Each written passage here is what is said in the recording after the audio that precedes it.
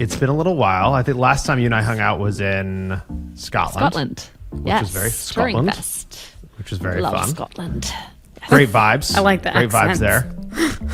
Was that an accent? Did you just do an accent? Me? No. I thought one of you did an accent. I wouldn't dare. Did I hallucinate a Scottish accent the first I would not attempt it in a million years. Okay.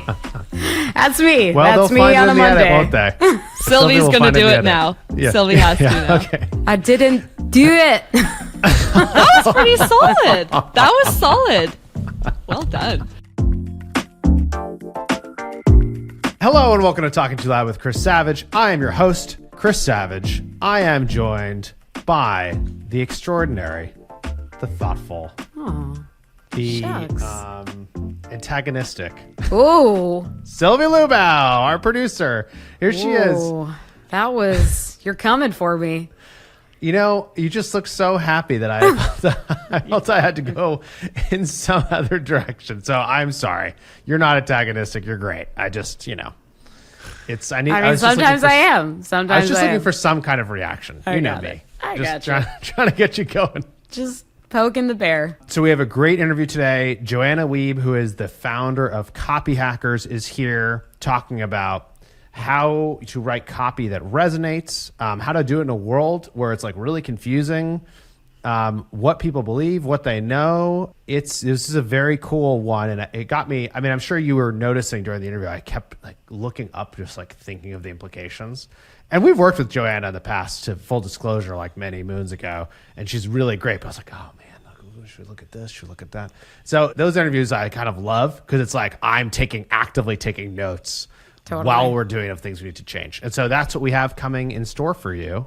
But first, the show's called Talking Too Loud because when we get excited, we talk too loud. We got that decibel meter going. What's got you talking too loud, Sylvie? The thing I'm talking too loud about is if you go out on a Friday night and then you get to just like hang at home on a Saturday night. The winning combination for that Saturday night is Chinese food and a movie. Like, okay. There is nothing better. It is pure heaven, in my opinion. Just happened This is what just happened. I saw a Chromeo show on Friday night. Oh, wow. That fun. Was amazing. Okay. But the thing that I'm really talking too loud about sitting at is home the next night. Yes. Yeah, when you're just like, also kind of like the combo of out on Friday, home on Saturday. It's like, look at me, I'm dynamic. I can be give out it there. up for give it up for just like a chill. Chill, yeah, keep it chill. Okay, keep mocking this. Just wait. Our listeners are going to write in, and they're going to be thanking me for this sage advice. But the question is, what movie did you watch on Saturday? Reptile. It's a crime movie, kind of noir style. I really liked it, actually. Okay. Sometimes Netflix cranks out some pretty bad originals. So like comparatively, I thought this was great. And then in the crime movie genre, I thought this was pretty good. Benicio del Toro. That brooding. Oh, he's in there. Okay, cool. That's brooding awesome. Man. That's great. Yeah. But you always love the Chinese food. That's important too. Don't sleep on that. Yes. What's got you talking too loud? That's a good question. I thought I broke my toe. That's it. I think that was it. Yeah. And it was like, Thursday night, and I was just walking out of my office, and I just jammed it right at a chair, and I saw white for a second. Oh my God. Like, my vision blinding went white. Pain. Yes. And then I did one of those big inhales. I was like, Don't hurt yourself again. Don't hurt yourself again. Yeah. And then Alexandra, my wife, she heard the inhale, and she goes, "Oh my God, are you okay?" And I was shoot. And then, you're at the doctor, and there's x-rays, and it's not broken, so that's the good news. But did you yes. crack your sesamoid bone? Was there anything Nothing about your is sesamoid? Fractured. Okay. I don't know what the hell that is. I don't know. It's like this chickpea-like bone in your toe, which that's how I broke my toe. I cracked that sesamoid. Yes. No, they told me nothing was broken, just extremely swollen. So I've just been like hobbling just have one around. big toe. Yeah, and then basically like I'm hobbling around using all these other muscles I don't normally use. So like my shin is sore, my calf is sore, and I'm just kind of like, it's like put me in a bad mood, honestly. And I was like, the second it happened, I was like, I'm fine. It's just fine. I'm going to live in the moment. It's painful right now. It's painful in this moment. Don't think about the future. I was like trying to use all my tools to like manage this. And then eventually I was like, this sucks. This is terrible. Sometimes you just have to feel the pain. You just have to say, I'm mad, this stinks. But toes, it's funny, they all work together. Like teams need to work together around copywriting. Interesting segue. I like it. Yes. The words need to work. You need to put the problem out there, like the big toe, agitate, like the second toe, whatever that's called. And then you have your copy that's going to convert. Well, look, we don't know what we're talking about, but Joanna Wiebe, who is our guest today, sure does. So let's jump into that interview with Joanna. Joanna, so good to see you. Thank you for coming on the show today. Thanks for having me here. This show is called Talking Too Loud because when I get excited, I cannot control the volume of my voice. It's something I've lived with my whole life. It's a huge problem, and it's a huge opportunity. And so love to start the show by asking our guests what has them talking too loud. So what's got you talking too loud these days? Oh, gosh, man. I mean, I've been thinking, given the topic here, we were talking, there's so many things, so many things. I feel like everything I have an opinion on, and I was actually thinking about this, like I need to have fewer opinions. That kind of has me talking too loud, like stop talking so much, Joe. You don't need an opinion on that. But Chris, you emailed me with the fires that were going on here. Yes. In Kelowna. And what got me talking too loud was the freaking nonsense on Twitter about everything going on there and the polarization around wildfires. That has got my back up a bit. It's got my back up. Can you tell our audience who doesn't know like what happened, and then just set the stage, and then we can get into this? Yeah. So here I live in Kelowna. Kelowna is beautiful. That's why you move here. And there were these fires, and there are fires pretty regularly, but these were particularly bad.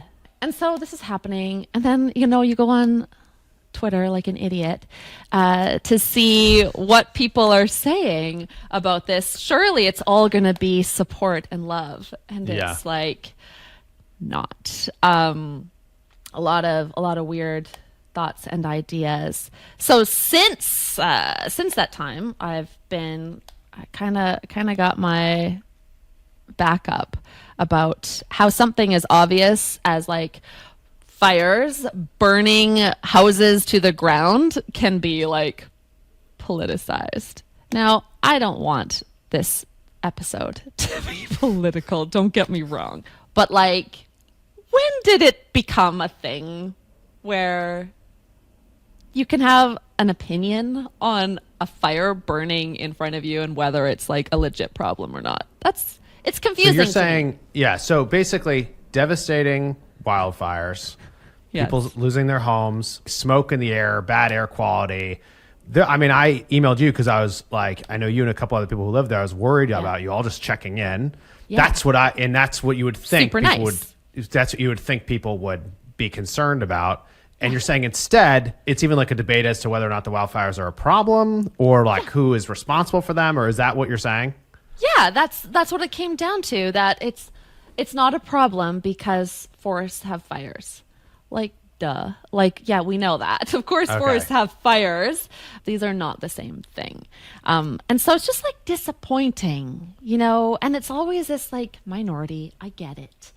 But it's what's going on? What's going on? Yeah, why can't people just be compassionate? Yeah. And just like if you don't know what you're talking about, just shut the hell up for a while. Yeah. Just maybe try that for a while. Yeah. Maybe try learning. Yeah. Yeah. Well, I think the thing that it makes me think about is like, it's pretty amazing how much the algorithms and social media have changed everyone's perception of what's happening. Yeah.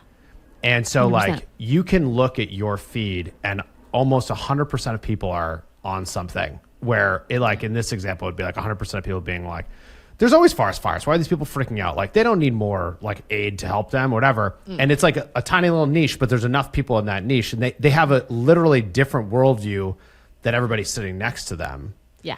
And this is on like every front. It's like unreal, right? Like entertainment, education, how we spend our time, how we learn, like politics. It's the differences are so extreme. And so, yeah, it's definitely not going away. So in a world like that, how do you write a message? How do you tell a story that actually stands out, that people connect with? I mean, segue for the win there, Chris. Well done. But we practice, you know. Like, how do I get this girl to talk about coffee? No. Just kidding. I'm just kidding. No, it's fair and it's difficult. Like, I think that's part of the problem is, you know, obviously algorithms, we all know, like, what's up, that everything going on there that we don't understand, we don't know, we just know like something's amiss here. But how do you then get a message out that's legit and even, I think, even believable, like even like breaking through today, given that it's so hard to believe anything? What do you do? That's kind of a thing that I think it's a good point to segue to that, because it does make our jobs very, very difficult when it's so hard to believe what people are saying online. It's so hard, unless it's truly like polarizing, and then somehow you do believe. Like, if it's neutral, maybe you're less likely to, I don't know, but how is it that I could share something that seems based in no sense of reality or science, and somehow it still gets shared out and like people believe it? Do we even need to have an honest message? Or like, can you say anything, and as long as you take a position, you'll build a following behind you? And if that's the case, that changes everything for how you message. It does seem like that's what's happening, right? It's like, if you don't take a position or you have a nuanced position, people are like, I don't have time for nuance. No one wants the nuance. People want extremes. Yeah. And there's like the line between like entertainment and education has like shifted, where it's like, oh, I assume I will be entertained. And yes, they're probably joking, and I'll probably be able to figure out what percentage of the time they're joking and what percent of the time they're being genuine. Just to really tie it into the other hot button, AI. I think we're having to get used to this world, I think, where you can't just believe what you see. Yeah. Right? Like, you have to look and be like, well, this might not be true. But then, like, what are we supposed to do in that reality? Like, as people, you can figure it out because you can just opt out. If you're like, this is too annoying. But as businesses, I've tried opting out, and like, it's not good. You're not like allowed to opt out. There's no alternative. There's no other. It ends up hurting you. If you fully opt out, it hurts you, right? Like, you're missing the opportunity. So I'd love if you could just kind of, we can dig into this from like the hard copywriting angle, but like how should people start as they think about this problem? Or like, how do you start as you think about this problem? Yeah, I mean, traditionally, we would start by listening to what the customers have to say. So existing customers that you would most like to have. So if they're not the ones you already have, okay, well, what about your ideal prospects? What are they saying? You would take that voice of customer data and you would plug it into a framework, a copywriting framework. Problem, agitation, solution, desire, obstacle, solution, these sorts of like frameworks. And that is a really solid way to go about it. VOC, though, typically for a lot of businesses, VOC, or voice of customer data, comes from going out and listening to people with the understanding that they are talking honestly and believably about their real experiences. We know that when you do like review mining as a way to find voice of customer data, you're going to be sorting through some fake reviews. It's not all legit. That's fine. You know that going into it, you like take it with a grain of salt, triangulate your data. That's how you would do it. That's how every podcast I go on and talk about conversion copywriting, every stage I get on, it's that. Do that.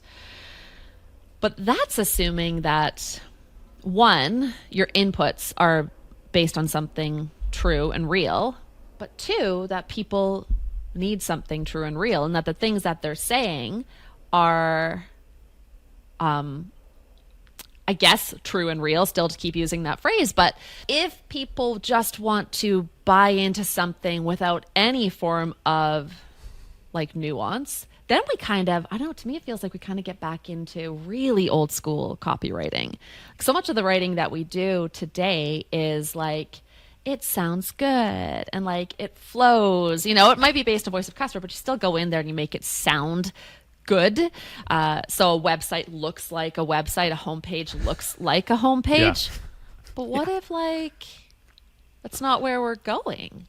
What if you need an old school yellow highlighted, red bolded, long form sales page? Because that's like kind of how the world is moving, right? Toward shout at me for a while and then I might believe you. But is that the world, or is that just like the rare exception? But if you can get those people, that could still be 10% of the population of your market, which could still be major for your business. I'm stuck in this world right now, and how to communicate. Because you can't be polarizing, actually, as a brand. If you are, it has to be polarizing kind of with a sense of humor, like death water. Right? Death water, is that what that one's called? Liquid death water? Yeah. Like liquid death. Liquid death. Yeah, Thank you. I haven't bought it myself. That has come up a lot on the show. I bet. Liquid death. Yeah. They're valued at like $1 billion or something ridiculous now for water in a can. I'm very impressed with what they've done here. But yeah, so that's taking a position as a brand. Like you're really pushing your brand really far. You might not be taking a position like we kill thirst is not a position necessarily, but you've done something that's so breakthrough that people who are really powered by our lizard brains today, more than ever, like your thinking brain is not to be discussed. Your thinking brain cares about That science and facts. Way later. You're saying like start with, like in this world, it seems like, especially you're getting dopamine hits all day scrolling, right? Day. Getting like thing after thing, living in your bubble. Like if you don't give them a dopamine hit also in your marketing, probably it's not going to work. Yeah. I would say that. I mean, when I look at like examples of clients that we've worked with more recently, so lemon.io is this company that came to us. They help you find a developer, like an outsourced developer or a development team.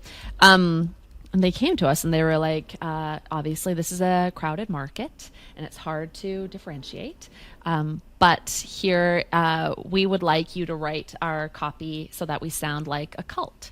Like an actual cult. And we were like, a cult? That's what they said? Like, a cult. A cult. So we're like, okay, this could be fun. Yeah. That's a weird aspiration. It's a little cool weird. that they said that though. They did, yeah. And they had this like weird stuff going on with their iconography and everything. It was cool. I gotta see so this we website. did. And Did they implement everything? Yeah. They've updated some things. This was two years ago that we wrote the original draft. So as you know, their business has changed a little bit. They're now targeting different things. Like they mentioned PLG now, which we didn't mention before. But yeah, it's like seek the light of lemon.io. All of these other like silly things, but you wouldn't believe the number of times Alexander is his name, their founder. He forwards me emails constantly that are like, dude, love your website. Love it. How do we do this? And he's like, I hope you're open to more business, which no. But it's like, but it stands out, right? Like it is a bit of a dopamine hit, a little bit. It's doing something different for your brain. Yeah, It's different. Most of us are scared of. Yeah. So I get that, this dopamine thing, but then how do brands actually do that today? I think is the tricky part to figure out, or do we all just like come up with some crazy thing to say? Crazy, I know, is a trigger word. I don't mean it like that, but like some bananas wild out there. Very different. Yeah. I was also wondering what you think about like, it feels to me like almost people don't have the same, there's all this research that everyone wants to research things before they buy, right? Like they research more and more and more every year before they buy. So by the time you're talking to them, they already know everything about you, and they've looked at your reviews and they've done their research on the price and all this stuff. And so you're dealing with them at a different moment. You have to market to them earlier. And I also wonder if it's like, do we need to market smaller things?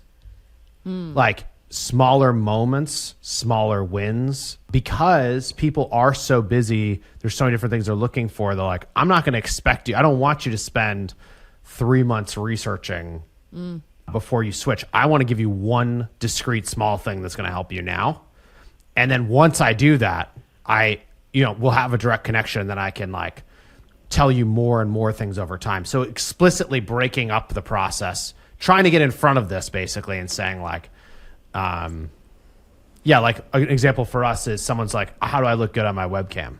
It's like, all right, let's nail that specific thing.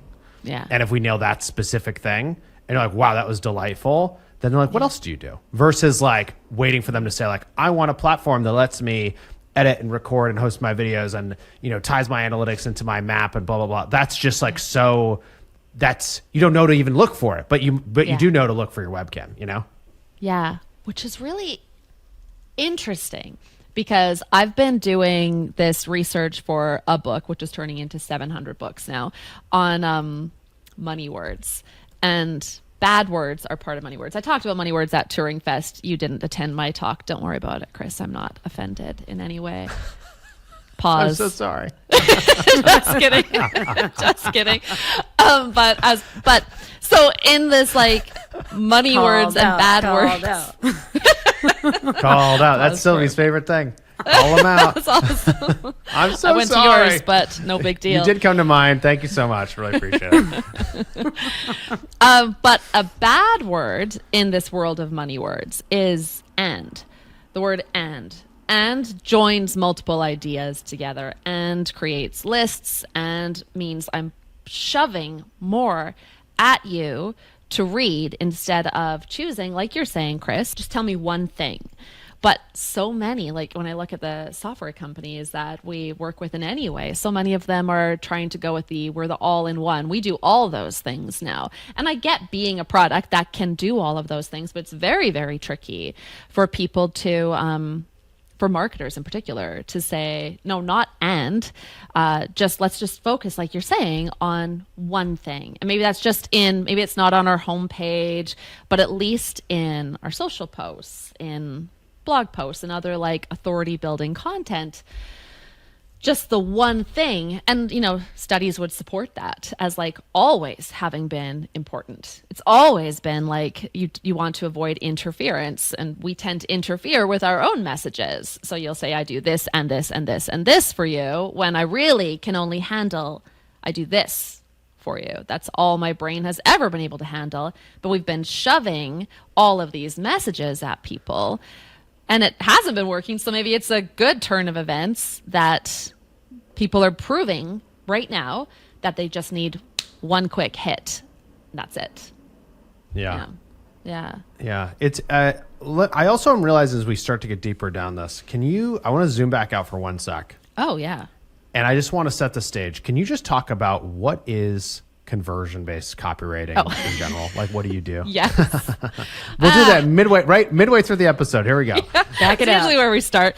But so conversion copywriting is, I've been doing this for 20 years. I started out as a copywriter. I actually started out as a creative writer. That was on my business card.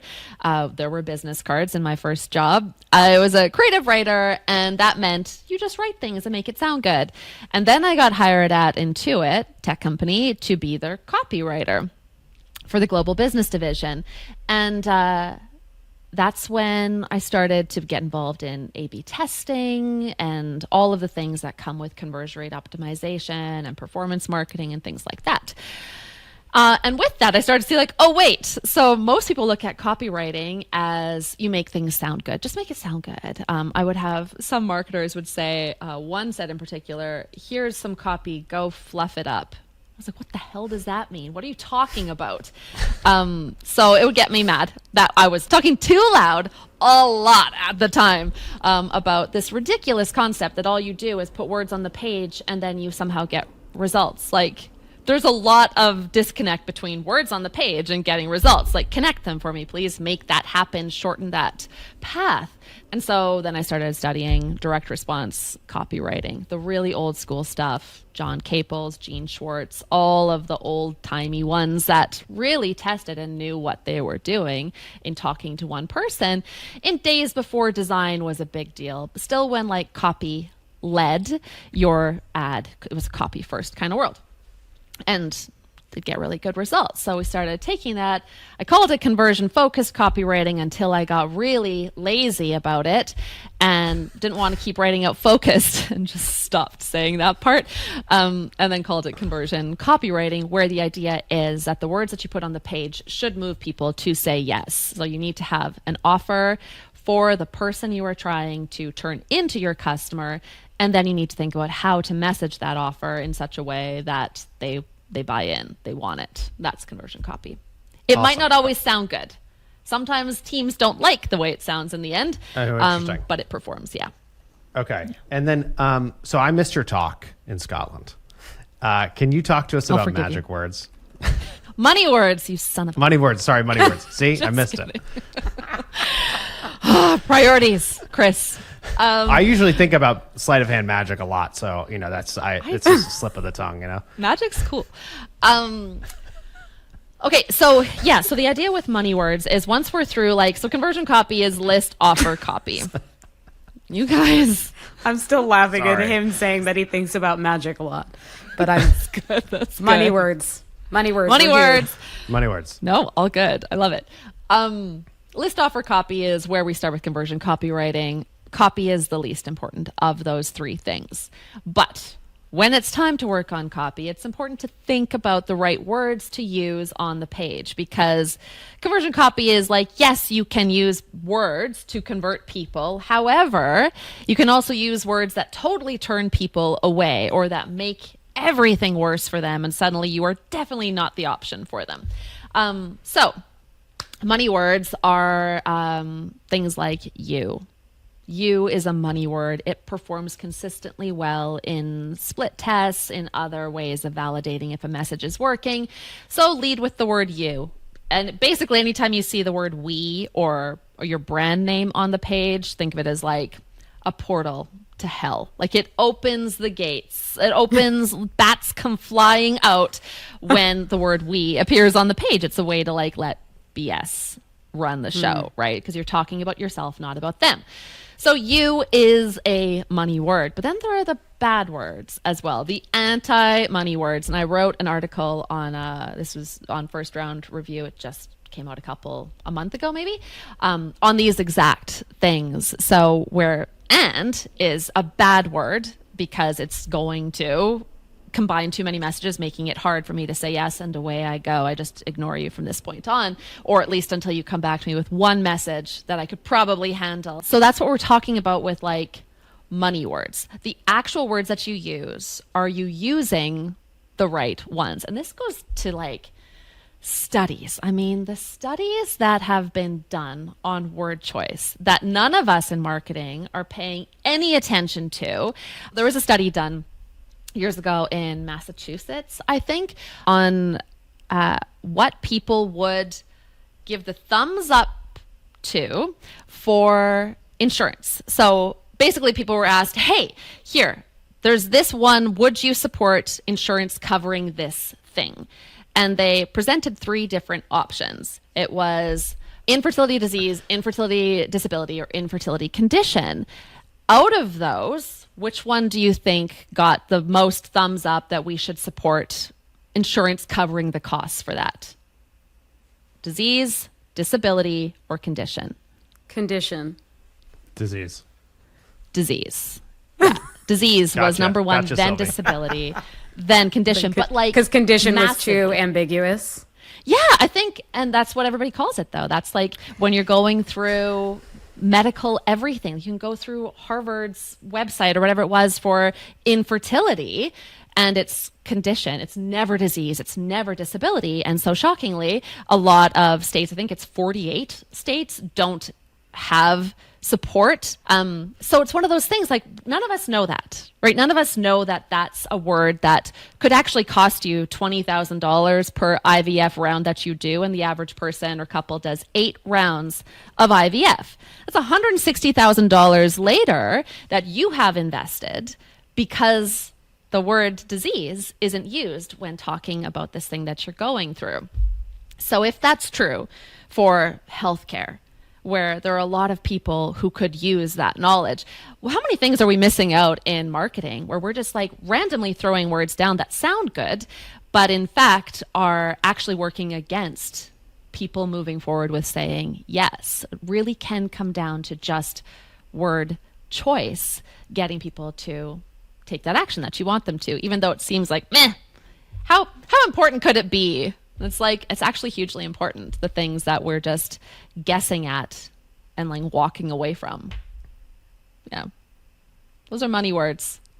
Yeah. Those are money words. Yeah. Yeah. Wow. As you're talking about that, I'm just thinking about how many pages we have on the website, how many things we have to manage, like, know. new people joining all the time, like, it's hard to actually implement this on every front, I think. Yeah. How do you move through that implementation process? Yeah. And I think, I wish marketing ran more like product, because product has rules for things, right? Like you wouldn't just release things without them being at least, I know we do copy reviews and stuff like that, but there's so much that goes into building a product. And there's not nearly as much, in my experience, that goes into like building a customer, which I think marketing is responsible for. You're supposed to create customers out of people wandering around. You just have to now make them into a customer. But we just don't. We don't. And I think it's completely fair to say, well, but new people come on board and all of these things happen. And it's like, well, you can have, a message map. But the more we try to control these things, the worse they typically perform. You could have a message map with here's our key message and here's how to say it. It would inevitably come down to here's how to say it. I can't tell you the number of times I was like, we can't keep reusing this headline for when I was still in house.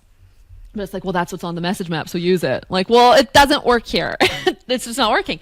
But especially if you have to say things in more interesting ways, then you need to have an empowered team that gets the foundations of copywriting, conversion copywriting, direct response, how to build a customer.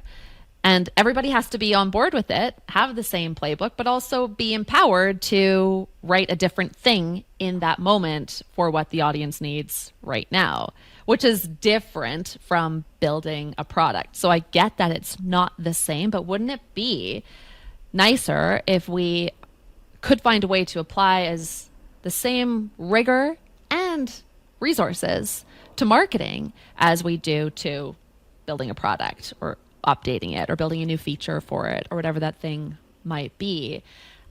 We just don't. And then you end up running a whole bunch of A/B tests, or you're like, forget it, A/B tests don't work.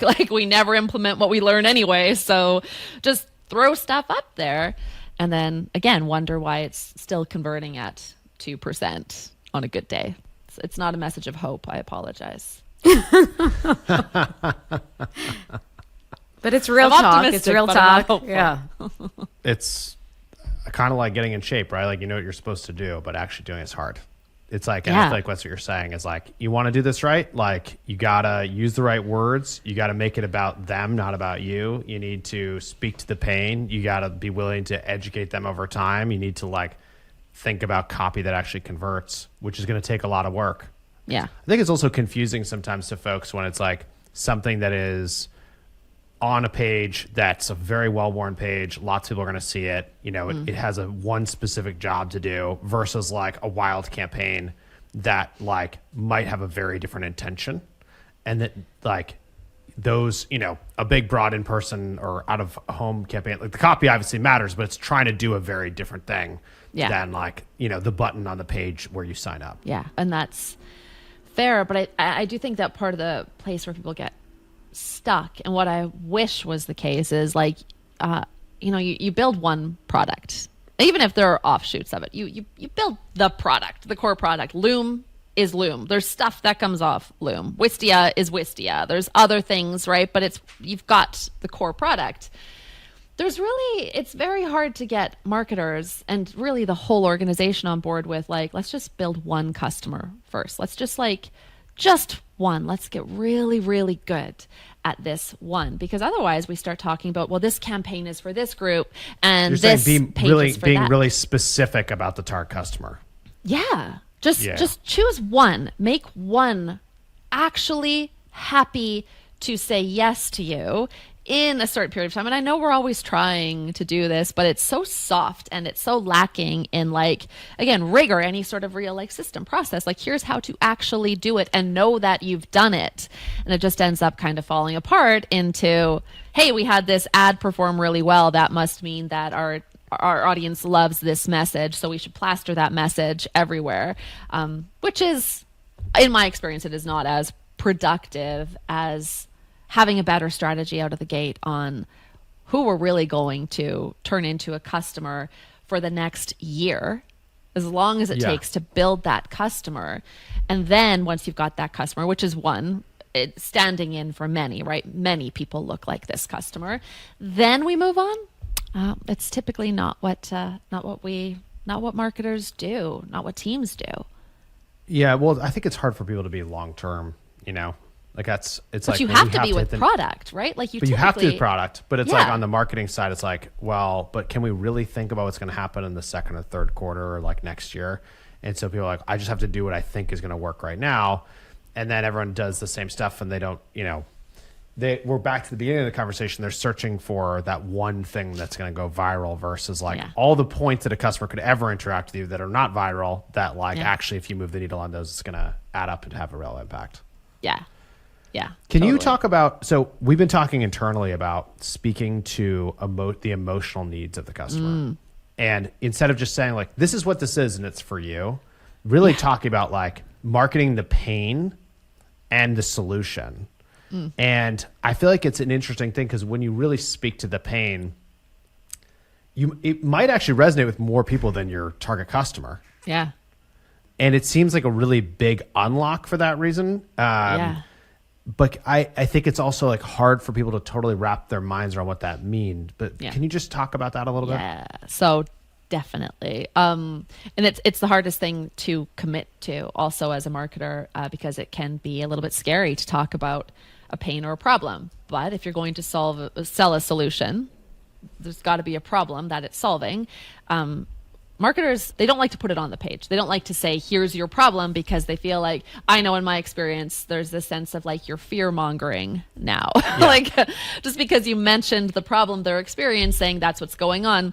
Now you're like a bad marketer. You're not elegant enough. It's like, it's too noticeable. And then people come in and with the whole good design is, you don't notice good design. And so shouldn't you not notice good copy? And this copy made me feel something and I paid attention to it. And we had all these people replied to the email that we sent and said they had things to say. Like, I know we did very emotion and problem-based emails for Doodle, the calendaring solution years ago.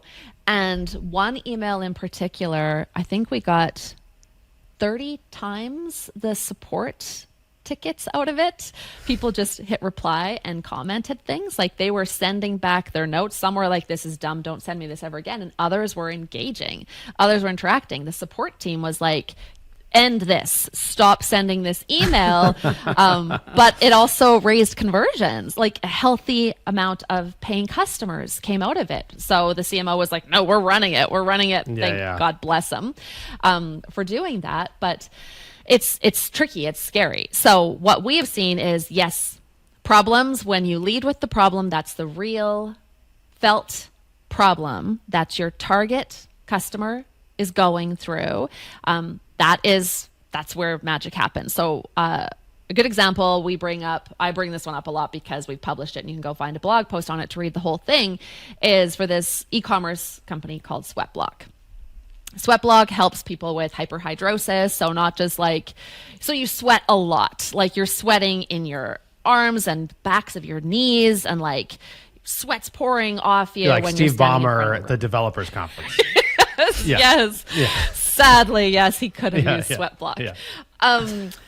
Yeah, so you're sweating in this, like, it's aggressive. It's a lot. So it's a real solution to a real problem. And most solutions are solutions in some way to real problems. So put aside anybody who's listening going like, well, ours isn't really a problem. Maybe it's more of a vitamin or something. Just like, stop. Just like, okay, fine.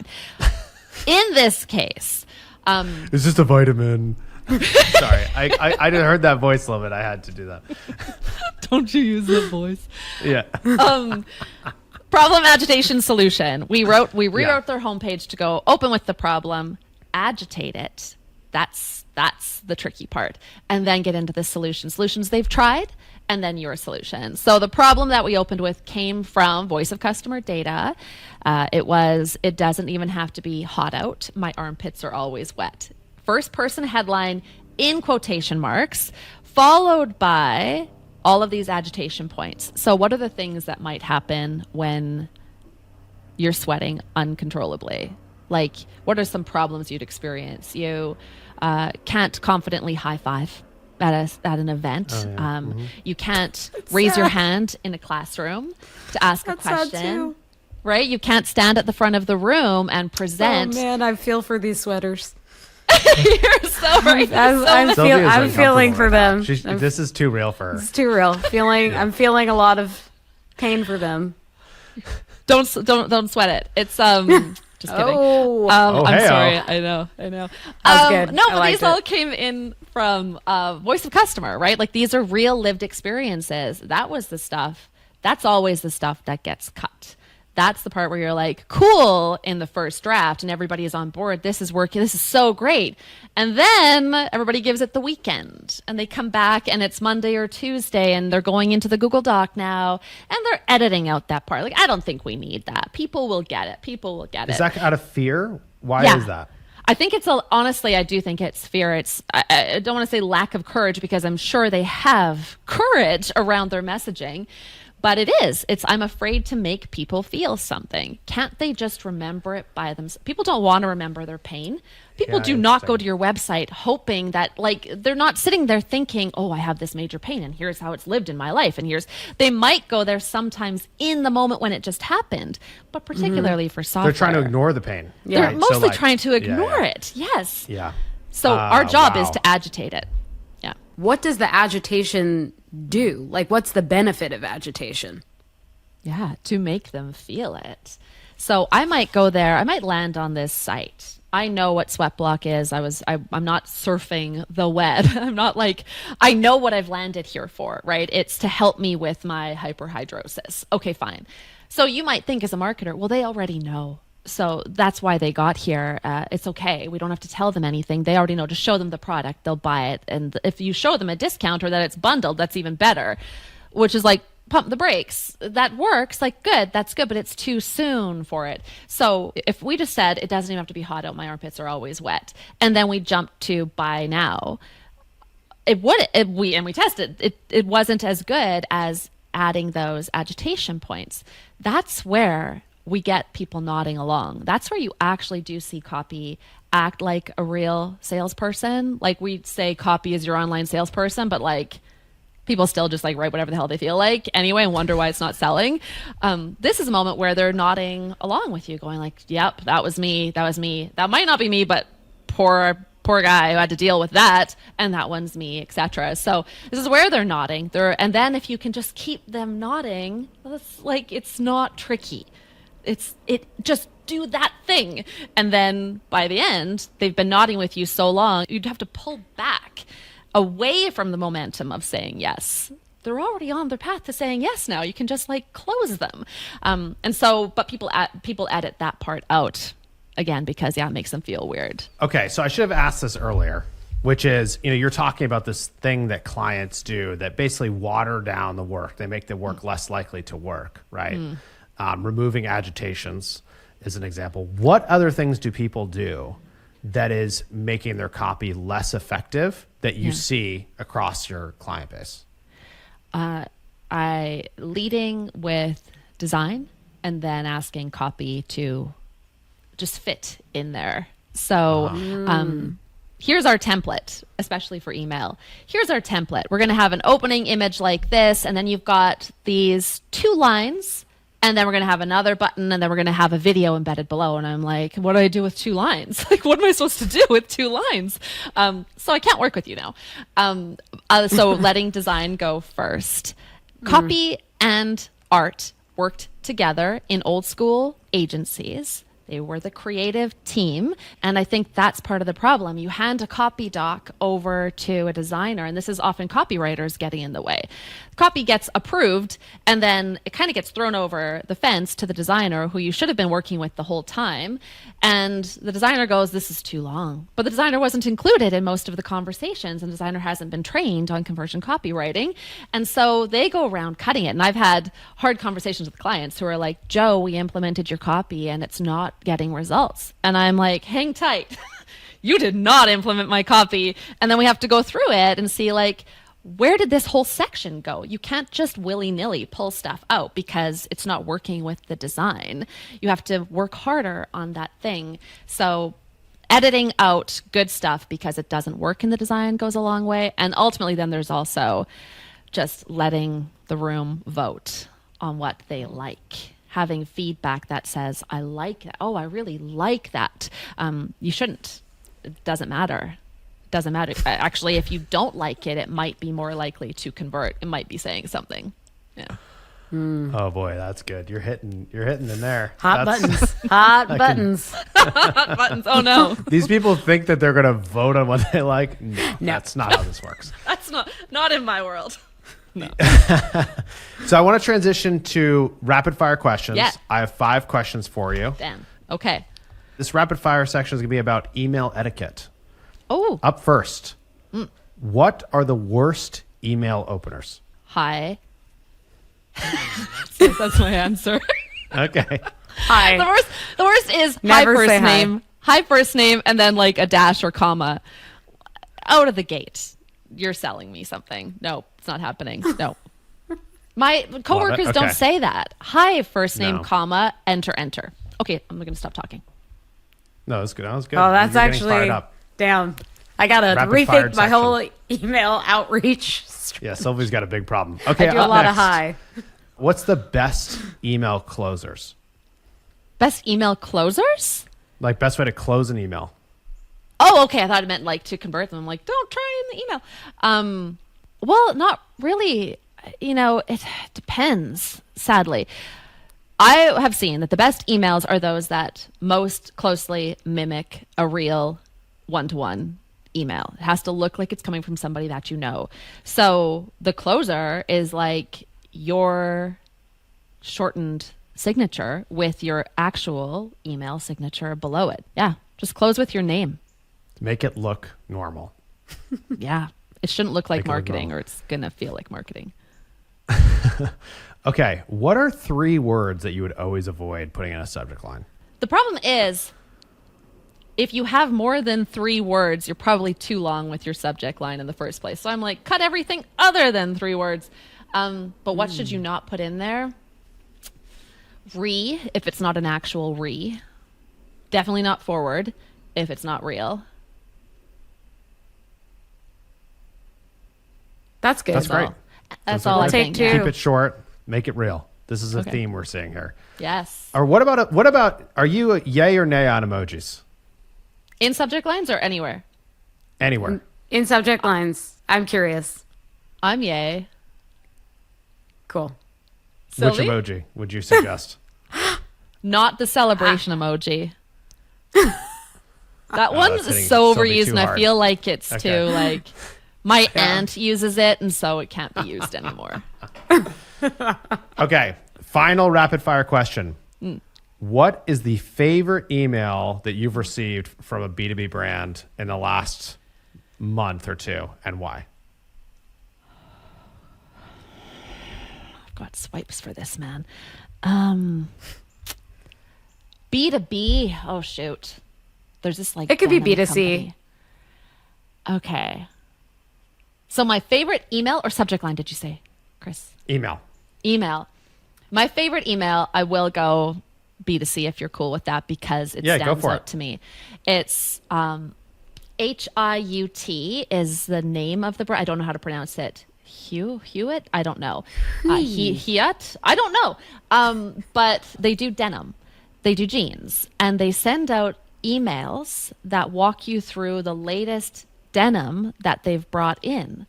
Like, they talk about the fabric itself. And they show you it and where it was made and what makes it so cool and how many pairs they're gonna be able to make out of this. But they don't do it, it's long form, but they really lean in. Like, they have big gaps between their sentences. Like, they're asking you to scroll, and they're like, depending on people who like this denim will scroll. So that's like, it's cool. They're doing cool stuff for like a small shop that sells jeans. That's very cool. That's awesome. Yeah. Joanna, thank you so much. This has been really great. It's been so fun. Where's the best place for people to connect with you, to learn more, to follow you? Where should they go? Yeah, so we have lots of free training on conversion copywriting over at copyhackers.com. I have a newsletter on money words on Substack called Joe and Co. So that's a good place to just like learn about what word you should not be using or you should use more of. Amazing. Love it. Thank you so much. Thank you. It's been fun. Well, we start heady. We get into the very, very tactical, in there copy advice. I like these episodes when we go through such a breadth of things. Yeah. When we started, I was like, how are we going to get to copy? And you blew me away with your segue. So come on. Hats off to you. Thank you. Thank you. But I think what's cool about how we started this episode is that like so many people, so many businesses are facing that same challenge of like, what message is going to get resonance in today's climate? Do people want something polarizing? Can you convey nuance? Like, can you believe the data that you're like getting from customers? It's kind of the thing that we're all contending with. It's confusing. I think it's more confusing than it's been in a long time. And obviously, we're all still human beings. And so, like, a lot of these basic things should work. The lizard brain and the rational brain, all these different things, like tapping into those things should work. But when we're programming ourselves to how we consume content in a very different way, it stands to reason that the messages that we put out there, how people buy, is going to keep evolving and it's going to keep changing. And so it's like a very interesting topic because it's so in the now and things are changing so much. And, I couldn't help but thinking through this also as like the implications on AI. So like, if you have AI that's trained on the past and you need to do a very different thing for the future, how will it do it? Yeah. This stuff is hard because you need human beings ultimately taking bets and guesses and understanding. Yeah. It's like the art part, right? It's basically what it seems to me is that the art part of marketing is becoming more important. Mm-hmm. And that is like really exciting if you like to do really creative work. And it's really exciting if you like to take those types of risks and if you trust your instincts. But if you don't, it's going to get harder and harder and harder, I think. That's really true. Yeah. Well, this will be good stuff. Yeah. No, there's a lot. This will be good stuff to think about, Sylvie. Yeah, I'm like heavily taking it in. You're literally sitting here. I'm like sighing. Yes, like, yeah. Well, I write creatively. I do B2B copywriting as well. It's just, it makes you think a lot about words and how you convey an idea and I'm yammering, but I'm lost in the sauce in a good way. You're in there. You're deep. Well, if you're still with us and you're lost in the sauce, please don't forget to rate and review the podcast wherever you listen to it. Subscribe if you haven't subscribed. First episode, subscribe. Join the fun. Join the party. And of course, you can always email us at ttlpod@wistia.com. Thank you so much. Lots more great episodes coming soon.